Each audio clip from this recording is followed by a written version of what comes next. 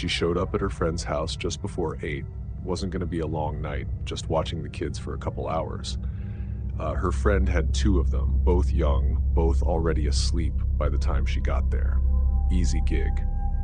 She kicked her shoes off, flopped on the couch, and her friend said, "Oh, someone else might swing by later.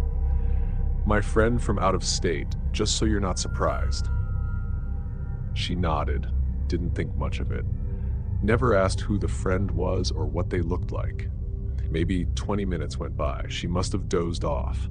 The TV was on low, throwing weird shadows around the living room. When she opened her eyes, she saw someone standing in the kitchen. She sat up and squinted. They were tall, kind of pale, just standing there near the fridge. No sound, no movement. She figured that must be the friend, so she said kind of groggy, "Oh hey, you must be the friend. I'm just babysitting." It turned its head real slow and stared at her. Didn't say a word. Didn't smile. Then it was gone. She blinked. Nothing there. No sound of footsteps. No door. Just gone. She sat frozen on the couch, not sure if she'd imagined the whole thing. Then she heard the toilet flush down the hall. One of the kids had gotten up to pee. They walked out past her and casually said, "My friend was helping watch me."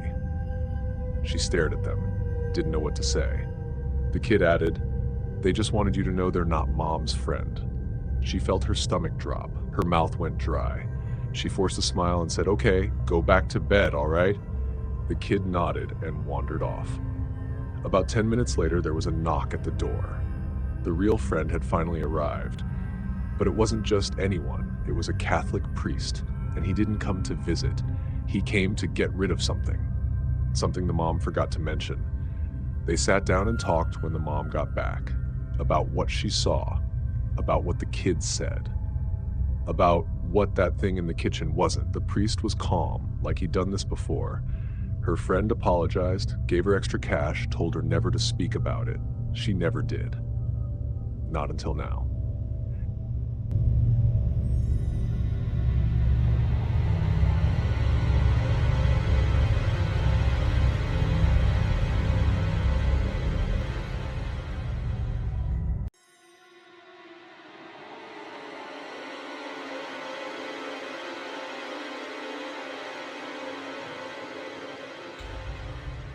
He was fresh on the job, just a few months into being a cop.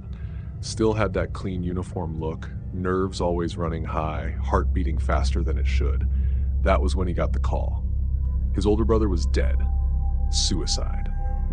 Out in another state. He couldn't even get there in time to do anything, not that there was anything left to do.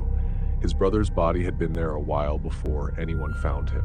What was left of him couldn't be shown. Closed casket. That kind of thing messes with your head. They were close too, real close. His brother was one of the few people in the world who really got him, and now he was gone. Just like that.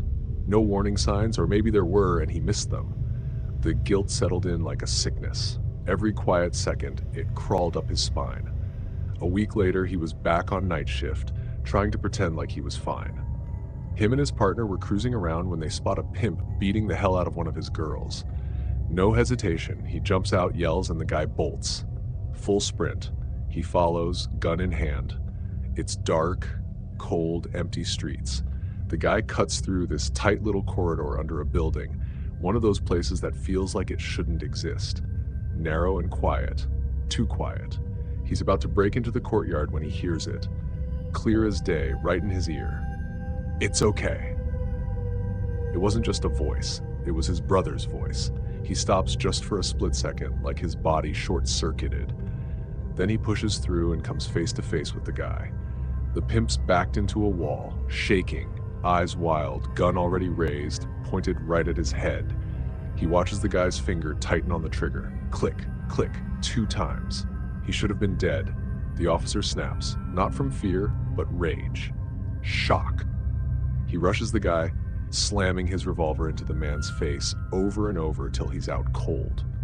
No questions, no thinking, just instinct, then silence. He cuffs the man, doesn't even realize how hard he's shaking until his partner shows up and asks what the hell just happened. He tells him about the shots, about the trigger being pulled, but he doesn't mention the voice. They unload the pimp's revolver right there. It's a .32. 2 bullets show clear strike marks, proof he pulled the trigger. They should have gone off. They take the gun and the ammo to the lab. Tech checks it out, puts the same 2 bullets back in, fires both into the tank. They fire just fine. He never could explain it, and he never told anyone about that voice. Just kept that moment locked away deep in his chest. Quiet, heavy, and some nights when things get quiet enough, he still hears it. It's okay.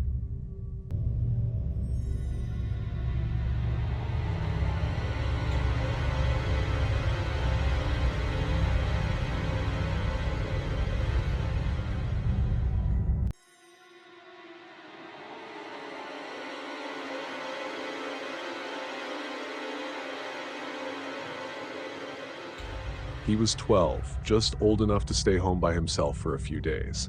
His mom had to go out of town, nothing major. Family lived nearby, so no one thought much of it. It was the kind of thing people didn't stress over back then. She didn't give him a cell phone, just told him to use the landline if he needed her. She gave him the date she'd be back, clear as day. Said she'd see him then. The house was quiet most of the time. He kept the lights on more than usual. Nights felt longer when no one else was home.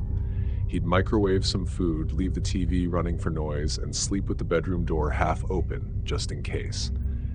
His dog stayed close, followed him around, never liked being more than a few feet away.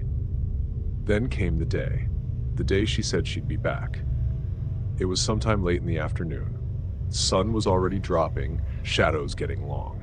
He was upstairs when he heard knocking at the front door. Fast, familiar. Then a voice called his name. "Open up, it's me." His mom's voice. Same tone, same rhythm. His dog jumped up, tail wagging like crazy. Ears perked. That dog loved his mom more than anything. She ran down the stairs ahead of him, happy barks echoing down the hall. But the second she got to the door, everything changed. The dog stopped, then backed away, tail tucked, whimpering. She bolted back up the stairs and pressed against him, shaking. No barking now, no more noise at all, just silence. Then the knocking stopped and the phone rang. He didn't want to answer it. He didn't want to move. But something in him had to know. He picked up. It was his mom. "Hey, sorry, plans changed. I've got to stay one more day. I'll be home tomorrow." His hand went cold. He looked at the front door. He never opened it. He never found out who or what was on the other side. And the dog never went near that door again.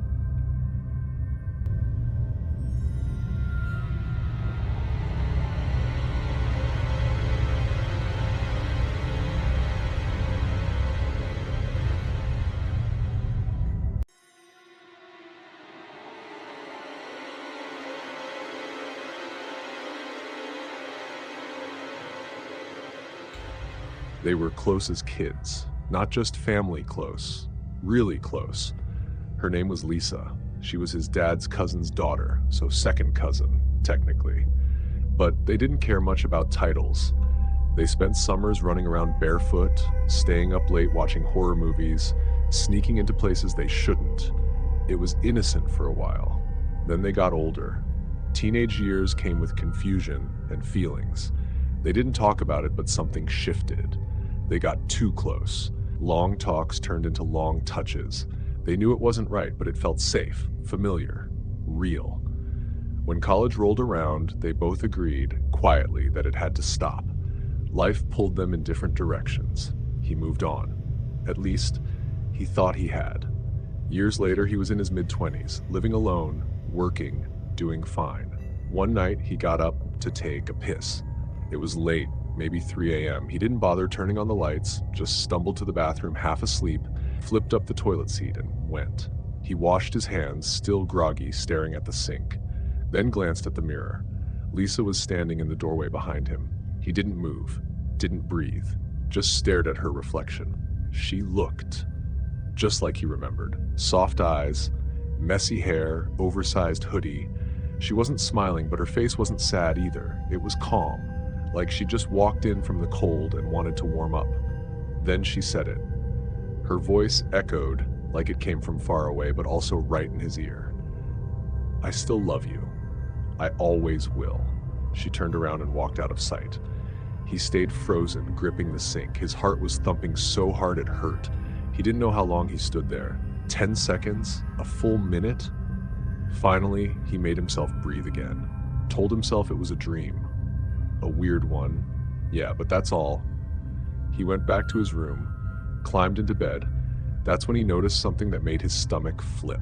The pillow smelled like her. Just a little. Just enough to make him question everything. He laid there, staring at the ceiling. Told himself again it was a dream. He was probably still asleep right now. Had to be. Then he felt it. That warm, familiar pressure against his back. The way she used to curl up behind him, quiet and gentle. He didn't dare turn around, just shut his eyes and waited for sleep to take him. In the morning, there was no scent, no mark on the pillow, no indent in the sheets, nothing. He brushed it off. A few hours later, his mom called. She didn't know how to say it at first. Then she just came out with it. Lisa was dead. She'd been killed by her boyfriend a few days ago. He got drunk, lost his temper, and hit her too hard. Just one time, but it was enough. He sat on the edge of the bed after that. Quiet, staring at the floor. He didn't cry, he didn't scream. He just sat there, thinking about her voice in the bathroom, the way she said goodbye, the way she meant it.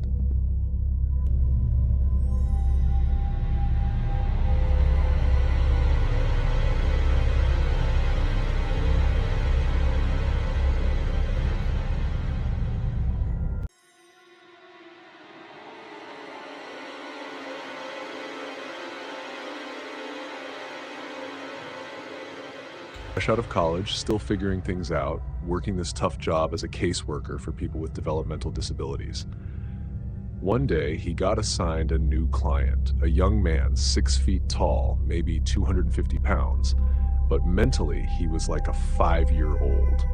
Could flip from calm to violent in a second. He was living with his grandma, tucked away in this old beat-up house. The kind of place where the walls looked like they had stories of their own. Mostly bad ones. When he walked in that first time, it hit him. This place was trashed. Holes in the drywall, busted furniture everywhere except for one massive beanbag in the middle of the living room.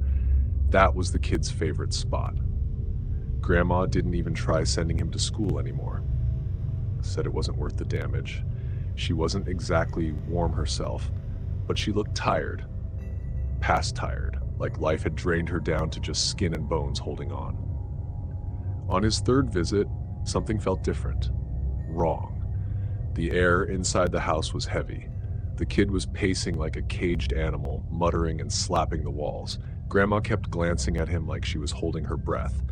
He tried getting through the usual paperwork, checking on progress, if you could call it that, but the kid kept getting more and more agitated. His face was red. He was grunting now. After about an hour, he gave up. It wasn't going to happen that day. He stood up, told Grandma they'd try again next week, handed her his card with the date scribbled on the back. She barely nodded, just stared past him.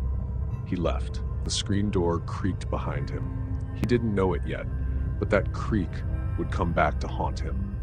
He took a few days off, visited family back home, tried to relax. The morning he got back, his supervisor called him into the office, told him to close the door. Then came the words he never expected to hear. That same night, he left. The kid snapped. Full meltdown. Beat his grandmother to death. Nobody noticed for 2 days, until he wandered outside covered in blood. He was just walking up and down the street, blank stare on his face, barefoot. When someone finally called it in, the police went inside. What they found wasn't just a crime scene. It was something out of a nightmare. He figured he must have left that house less than 3 hours before it happened. Maybe less. He started playing it over and over in his head. What if he'd stayed longer? What if the kid had snapped while he was still sitting on that beanbag? He never went back to that house, and to this day, he never forgot the sound of the kid slapping the walls, or the look in Grandma's eyes like she knew something was coming. Something real bad.